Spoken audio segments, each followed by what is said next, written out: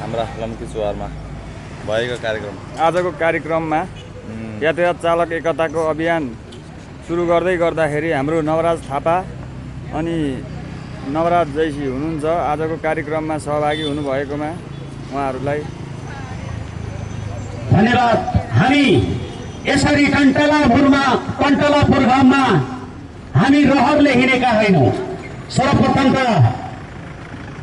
नवराज जैसी र राजन थापाज्यूलाई लम्की चुहामा हामीलाई सहयोग गर्नुभयो।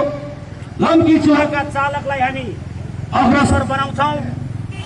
हामी अवश्य पनि चालकको हक हितको लागि लड्छौँ र नीति सहितको आवाजमा हामी चालक एक भएर अगाडि बढ्छौँ भन्ने जुन हामीले यातायात चालक एकता अभियान मेची महाकाली जुन हामीले अभियान थालेका छौँ, यो अभियान 11 बुधे माप हामीले लिएर हामीलाई सेतो टोपी लाउनेले हामीलाई दुःख दिन्छन्, बाटोभरि चेकिङ हुन्छन् र राज्यले हामीलाई हेर्दैन।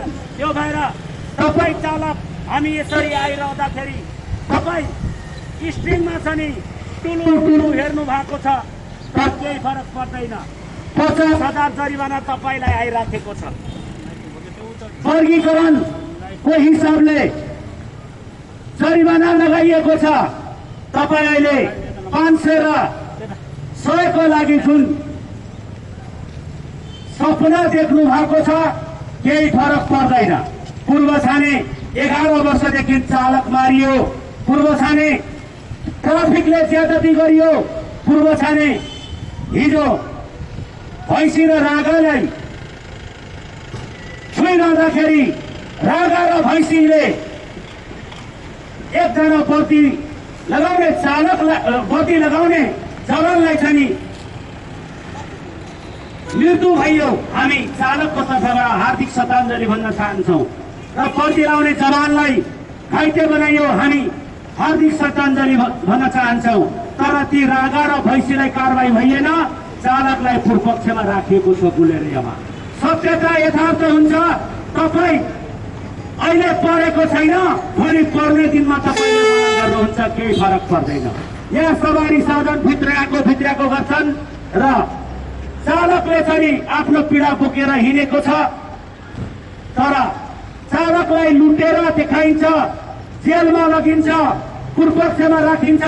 तर श्रीमती बच्चा चिपेर मेरो श्रीमानलाई चाहिँ निकालिदिनुहोस् भनेर भनिरहँदाखेरि तपाईँलाई लाज लाग्नु पर्ने। म त 11 वर्ष भए चालक र सञ्चालक भन्दै, तर यहाँ विभिन्न को आएर तपाईँलाई छ नि लेरी उठाइएको छ, लुटेर खाएको छ। तर हाम्रा चालक 200-300 फिट तल झरेर पिस हुँदा उठाउन कोही गएको छैन। गाडी ठोकिएर चप्टिँदाखेरि